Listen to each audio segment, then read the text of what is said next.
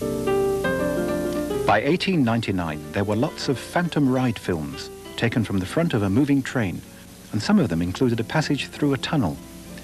G.A. Smith directed in the sales catalogue that a phantom ride should be joined at the appropriate point onto the front of this scene he shot starring himself and his wife.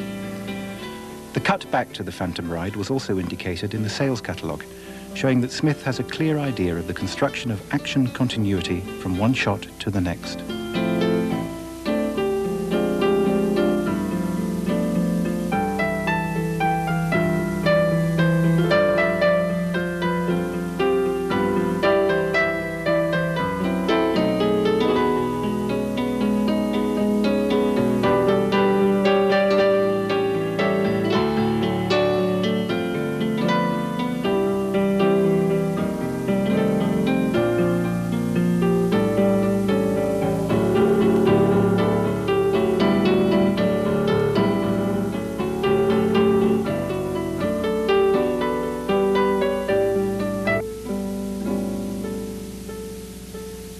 The series of shots cut into the general scene are what we would now call point-of-view shots, and G.A. Smith had the same idea, as the sales catalogue says.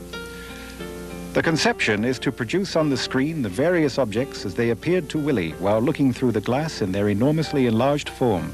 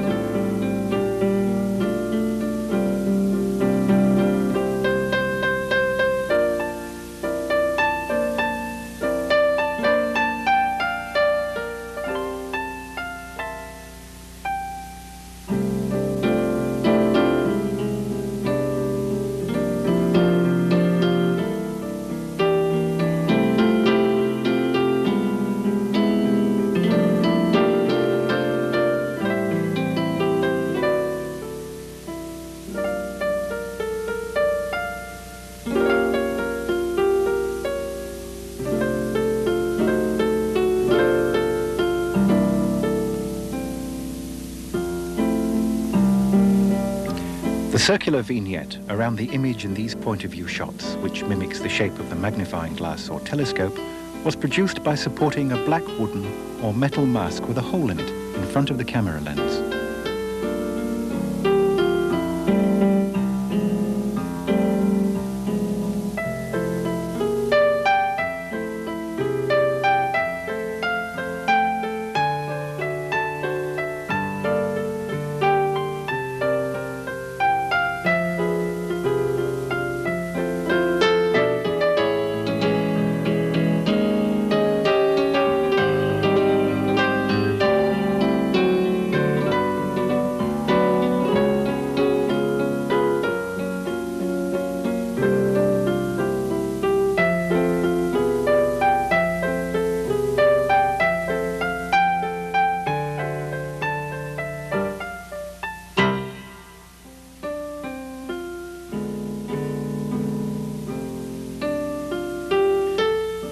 This 1903 film is an identical remake of G.A. Smith's 1901 The Little Doctors, presumably made because the original negative had been worn out by having too many prints made from it. It shows the basic way of breaking a continuous scene up into a number of shots, moving the camera to a different position while the scene was still going on.